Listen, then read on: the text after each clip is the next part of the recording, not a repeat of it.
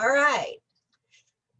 Welcome everyone to our open mic event celebrating the 10th anniversary of 100,000 Poets for Change, organized by the North Florida Poetry Hub here in Jacksonville, Florida.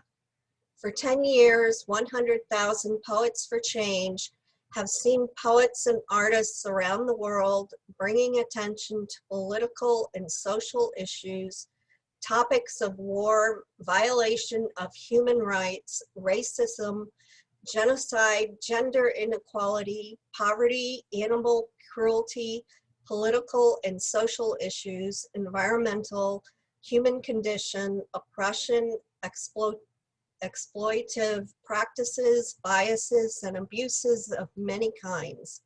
100,000 Poets for Change stands in solidarity with African Americans and Black Lives Matter movement in the United States, fighting individual and systemic oppression and racial injustice. This year, the concerns are also joined by the COVID-19 pandemic, the healthcare crisis, homelessness, police brutality, and relative topics that we hope to bring our words with the intent to focus on a positive narrative with insight and lessons in the hope of unfolding inspiration for positive change with our words. And may this night be a night for standing up and putting voice to what we've seen, and perhaps by doing so, affect a positive change for our future. And with that, welcome. Hi. Sally Constein. My first poem is titled Persistence. She was warned, and yet she persisted. Not always political, but always uttered by a person in power. Bullying words, put down words, words meant to dismay, defeat, discourage, destroy. Sometimes spoken by domestic abusers, used against accusers, used as excuses. Pouncing on the spirit of the mostly women, what will we do with these withering warnings? Lower our heads? Be still, calm down, bury our thoughts and desires, our goals, question our right to speak truth out loud. We could do that, but what about Susan B. Anthony and all those suffragettes who were warned and jailed and persisted? Harriet Tubman, racked by a blow to her head to stop seeking, and the lanky lad in a log cabin, self-taught, who walked miles to return a book, or the 7th grade girl in 1950s New York, who was counseled that being a lawyer was not a woman's career, or our ancestors from all those oppressive lands just yearning to breathe free. Had they not persisted, where would we be? My second poem is titled Perfect Timing. This evening, on a random ride, we spy peaceful protesters holding up picket signs along 4 corners on Racetrack Road. We are not racing, but my heart skips a few hopeful beats on this quiet street.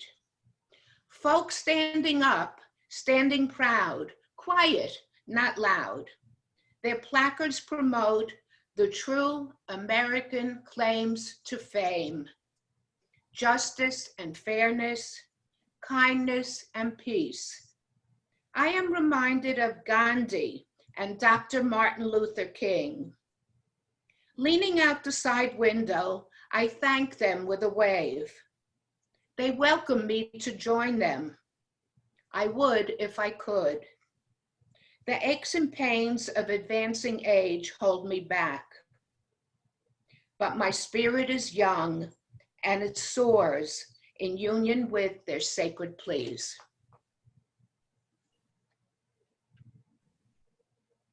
Unmute.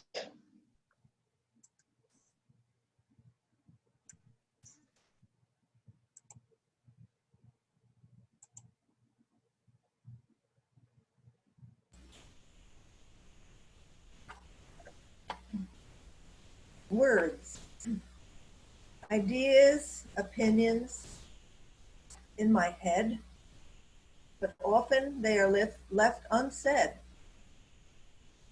If I speak, will the words be kind or projections from an angry mind? Sometimes it's best to hold my tongue. Cruel words like arrows hit their mark, deployed like missiles in the dark, damaging unsuspecting hearts, tearing relationships apart. Poison words, deployed with venom, crush the spirits they embed.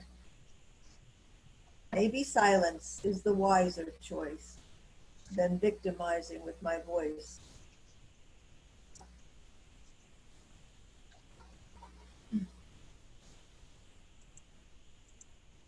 My other poem is entitled On the Other Side, quote, comma, parentheses, of these times.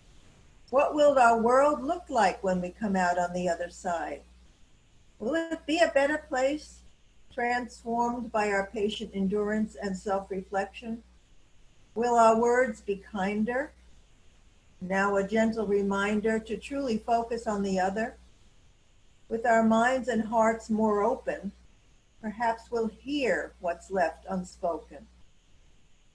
Now more sensitive to each other's pain when we come out on the other side. Will we value what's important and recognize what's not? With hearts more tender and prejudices upended, will the kind deeds we render now extend to everyone? With our priorities clearer and loved ones held dearer, will we strive to engender positive change and work toward building a better world when we come out on the other side?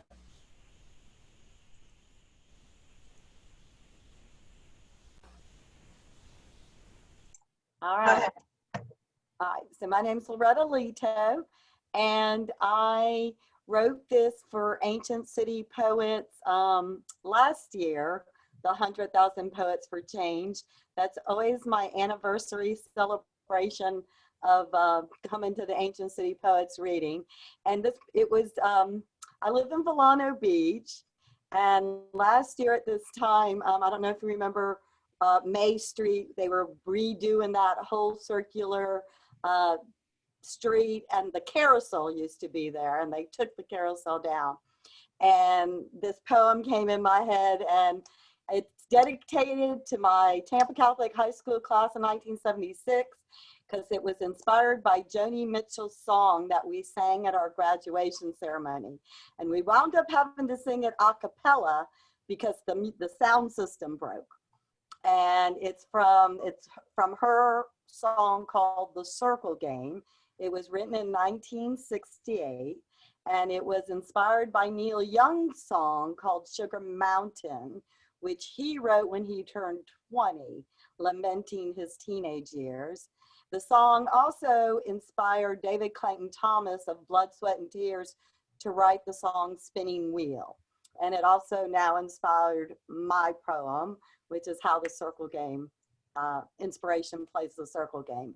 And just the refrain from the song is, and the seasons, they go round and round, and the painted ponies go up and down. We're captive on a carousel of time. We can't return, we can only look behind from where we came and go round and round and round in the circle game. So for anyone who knows me, I'm kind of fascinated with cycles. My Pam Jam poem's called Hydrologic Cycles. So this is called Carousel of Time. Change is not linear. It's cyclical, never ending, like infinity, eternity. birth, life, death, rebirth. Concentric circles of time, intersecting, expanding. Moments become minutes, minutes become hours, hours become days. Days become nights, moonrise to sunset, darkness becomes light. Seasons change from winter, spring, summer, fall, January to December. Years counted by a little blue ball spinning in space, rotating on its axis round a shining star called sun. Years become decades, decades become centuries, centuries become millennia. Beginnings end and ends begin again. What goes around comes around. Karma becomes that bitch who bites or that angel who anoints. The only constant being the purgatory of change. Yet the more things change, the more they stay the same. See 50 years ago, the 1960s, AKA the decade of change. But here we are, old, tired, tearful, still fighting the same battles in the streets, like when we were young, strong, hopeful for the future.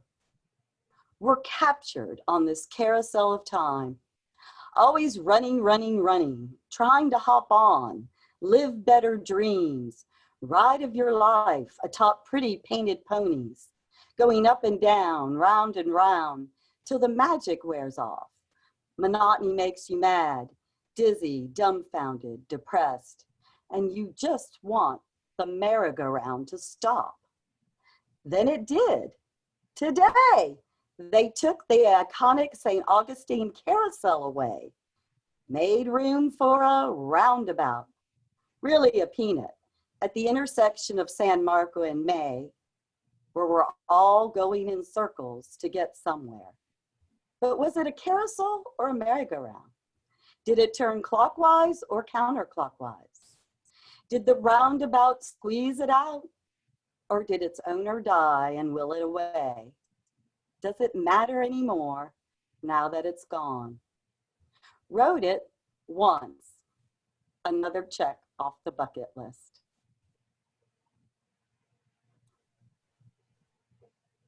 Thank you.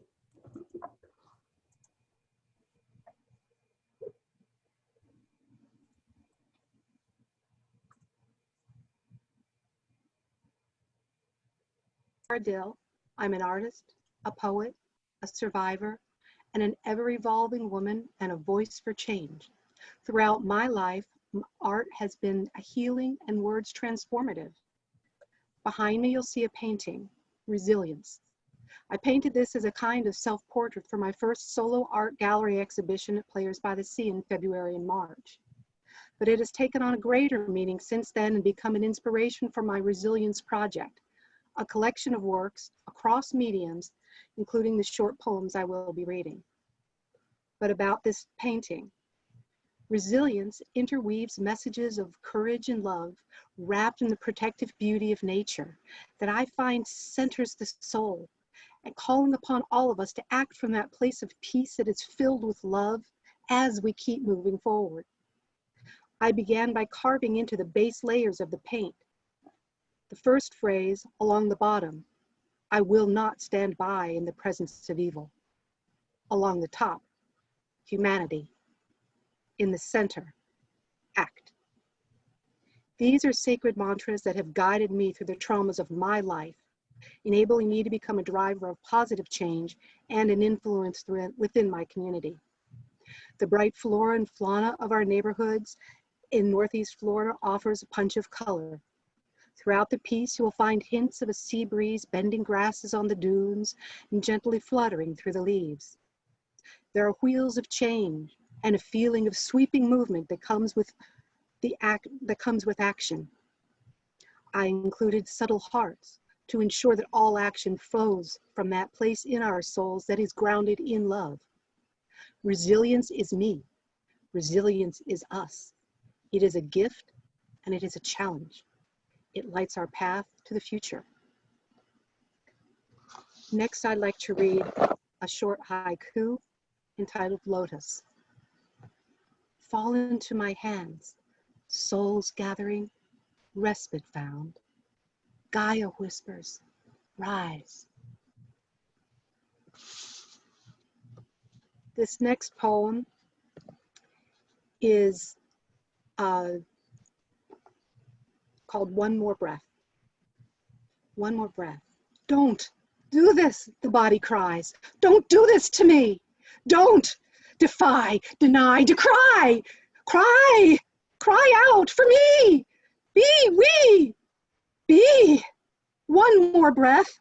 Cried she, cried he, cried we, cried me, cried we, be.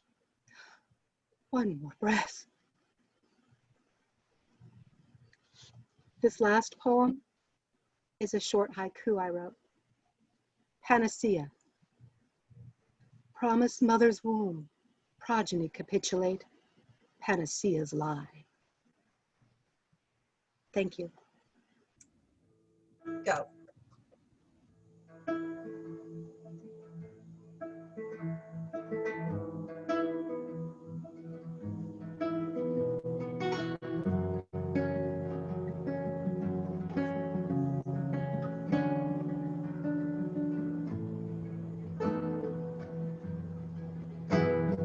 Someone said, love conquers all, and I want to know when, 'cause people never stop to think about the things they do. Someone said that time heals all, but I don't think it's true. 'Cause time doesn't heal, the rain doesn't wash away, and the walls won't stop speaking.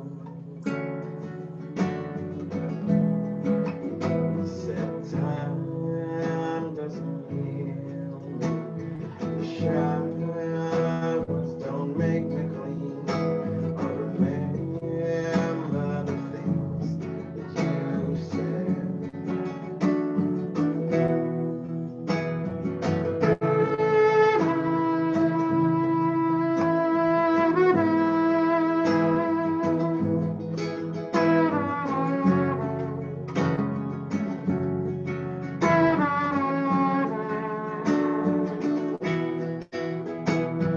Someone said, love conquers all.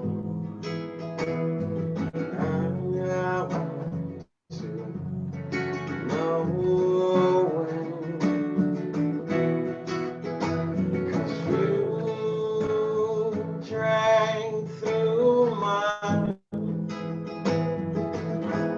something so sacred in me.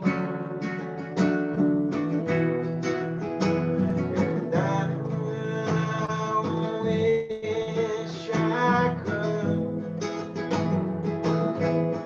make it all go away somehow.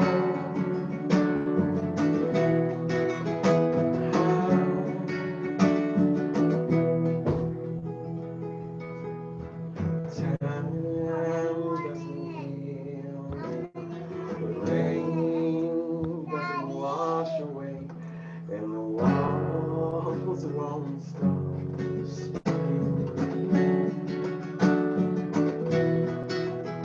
They said time doesn't heal me, the showers don't make me clean. I remember the things you did.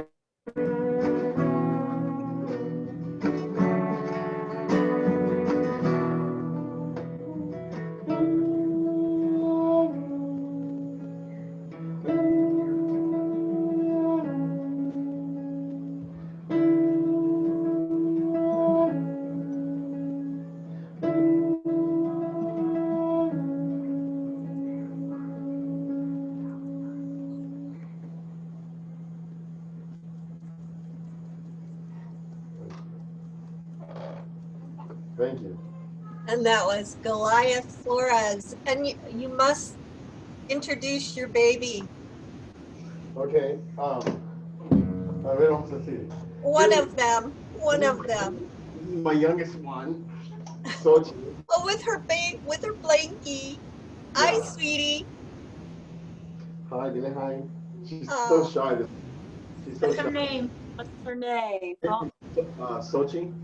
Pero después, ¿cómo te llamas tú? Sochi. Xochi.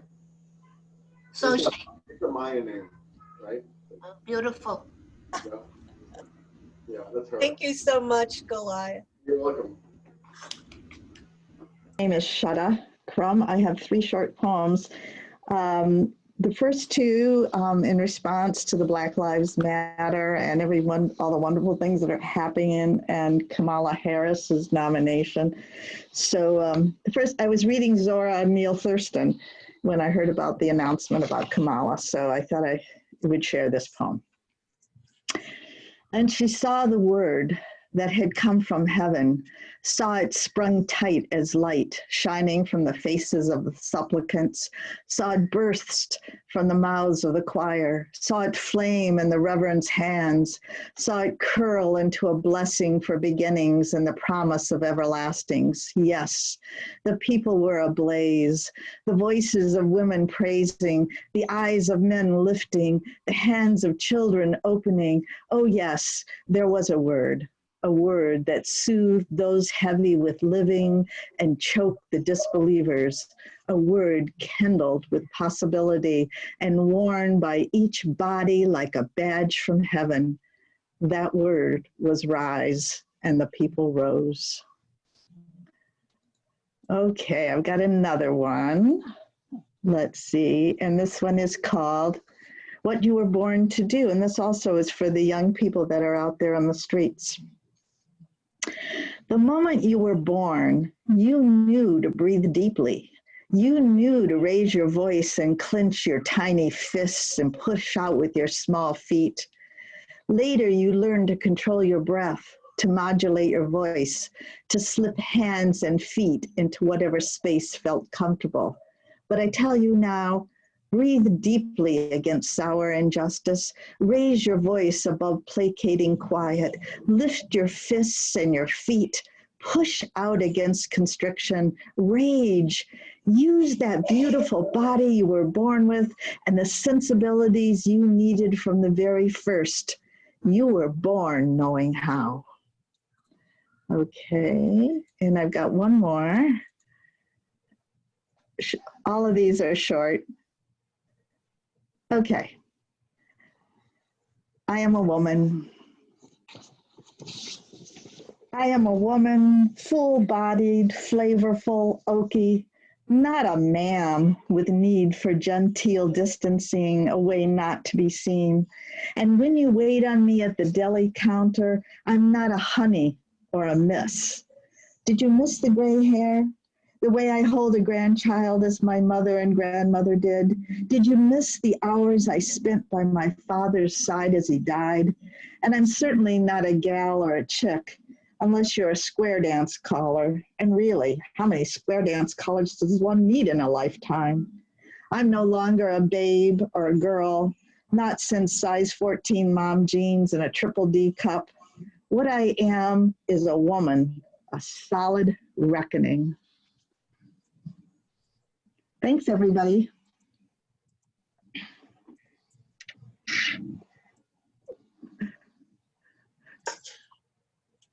Just when you think things can't get worse, you've come down with the coronavirus and can't get out of bed for weeks. You think the damn thing will never go away, and then it peaks and you are free to go back to your days before all this happened. Sit there staring at the always closed door. You shouldn't go out anymore. Waiting for your boredom to smash you to the floor. Thanks to a few libations and some iterations of anything you have hanging around the house, you finally jump up and start working in the yard because, let's face it, life inside is so freaking hard. Exhausted, concerned, tired before your time, you climb into bed a dehydrated lime. And then the sun comes up in your bedroom window and the rain becomes liquid sunshine, Just a touch, a tap of the earth, God's paintbrush, touching up the watercolor that is your yard. That's the first one. Second one is called Okay Boomer. The young kid says, don't tell me things will improve. I don't want to hear your pathetic platitudes. You don't know what it's like to be me. Download your bromides. You don't know what it's like to miss the swing of a future. Working for years and then you get cut like a suture at the end of a hopeless operation. Take your little cliches and drop them off at the railway station. You know, that place where you used to go when you wanted to travel. Because I can't go there, Boomer. Trains don't run no more, let alone on time. And all the planes are out of my range. So I sit in this town where there are no jobs and I'm just one of thousands of losers. Maybe if there weren't so many of you, there wouldn't be so many of me. The old woman nods. I understand. We have no way of seeing what the universe plans. We just have to go with it. But think of this. Survival is more than just making a list of all the things you have to do. Survival is endurance, pulling through, lasting in the face of doubt and saying, universe, when you screw me, screw you. It's preserving the environment and living the way you imagine your elders lived every day. It's holding on when things get tough and staying tough when things all blow and huddling in the fetal position, waiting for the hard times to go. Been there, baby, done that, didn't get the t-shirt. But that's okay, because I've lived to make it through another day. And then the last one is called Trace Homeless. You're getting fewer bills and your cursed corners hold fewer possessions. Corroded lawn chairs, empty baggies, no cigarettes, no sleeping mats. You've given it all away, traded them to make it through the day, and nothing is coming back. You think you'll find someplace else to stay, but nothing is on the horizon. Nothing is what it's all about when you've got no home and you're all alone because no one wants to be with you when you smell like death coming down the road. Coming down the road, the middle-aged lady with the light brown hair and the bags sounds great, singing a song about a night on some lake, taking us all away from the overheated cement, sidewalk dangling our only rent. She hands me coffee and a bag of food. Wants nothing in return. She's just being good. At first, we are all suspicious. What did she get out of this? Where did the money come from? How did she know that we'd show up right here, close enough to drag all those plastic bags and cardboard cup holders in her illustrious hands? And she was bolder than most who passed by, those who looked away when we asked for funds or looked guilty, select when we asked for help. She didn't act afraid, shying away from rape, robbery, or vandalism. She didn't look away from crazy, crying, or softly sighing non-talkers.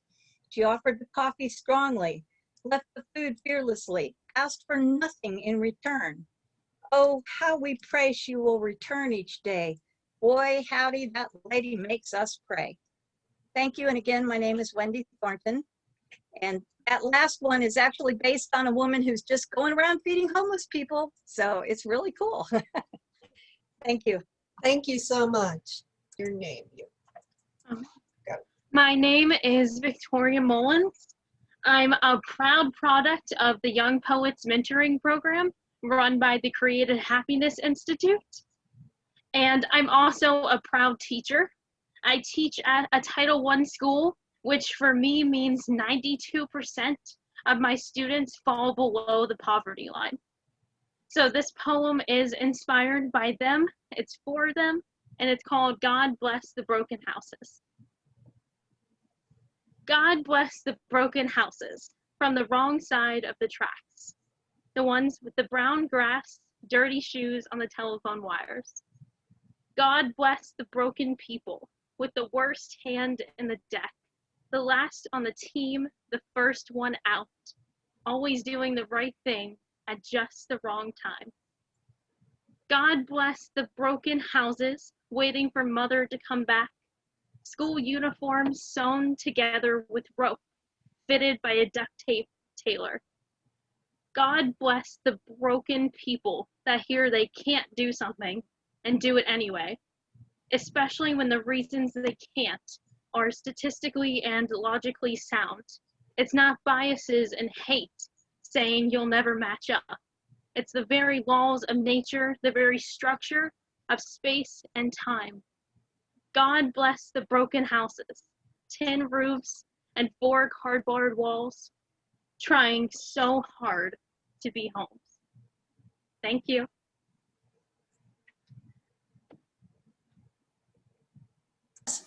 Okay, you're on. Hi, my name is Chris Castle. That's Chris with a CH and Castle with a K.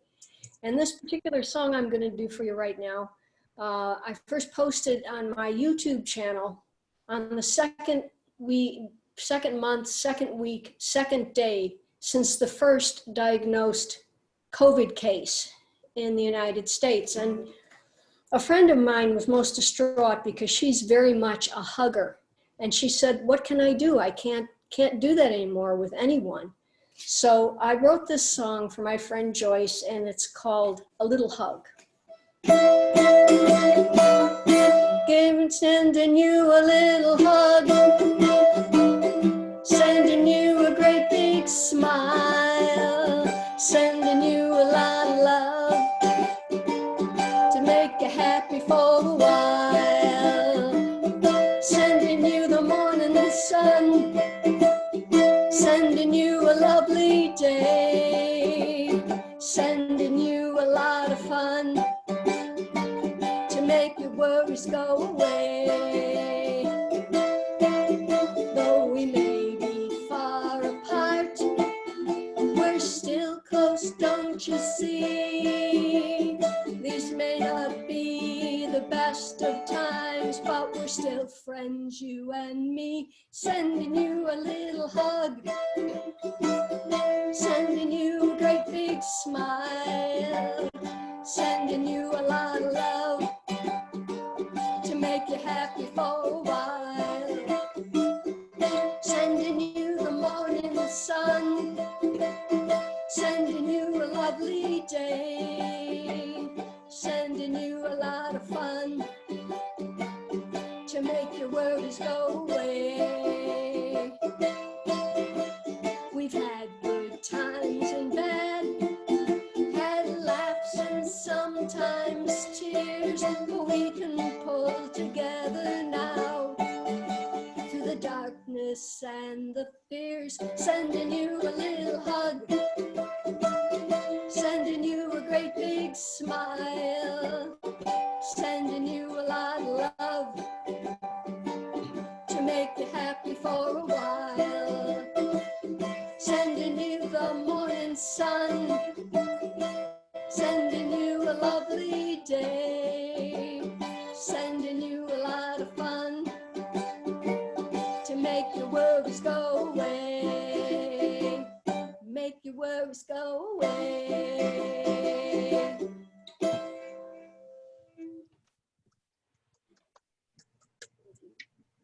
Thank you, Chris. Very cute, very. So hi, my name is Shawnee Hall. In reading Luke chapter 12, verse 6, it says, "Are not 5 sparrows sold for 2 pennies, yet not one of them is forgotten by God." It inspired me to write my poem titled A Sparrow's Notice. Sparrows cannot fall without notice, but yet and still I cry. I cry because an unemployed single mother is too experienced, too old, too young, too uneducated, but they don't know that she has too many kids, too many responsibilities to accept no. I cry because a close friend who loved being a woman, who loved her own energy, who loved her long hair, who loved her breasts, just found out that she would be 1 in 8 who would begin her personal battle against breast cancer.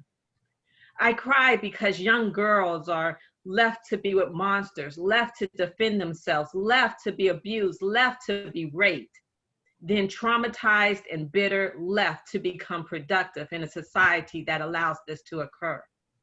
I cry because a family man, a provider, lost his job, lost his faith, lost his family, lost his hope, then after all else, lost his life by his own hand. I cry because our precious little boys are expected to give up their toys, expected to be men with leaders with no familiar examples, expected to overcome years of oppression with no helping hand, expected to triumph over relentless denigration with no compassionate face. And yet we expect them to respect a society that does not do the same, that has turned its back. I cry because thousands of birds fall from the sky, millions of fish simply wash ashore, billions of people go hungry, and every day trillion of us simply turn our heads, close our eyes, and harden our hearts. I cry, but yet and still sparrows cannot fall without notice.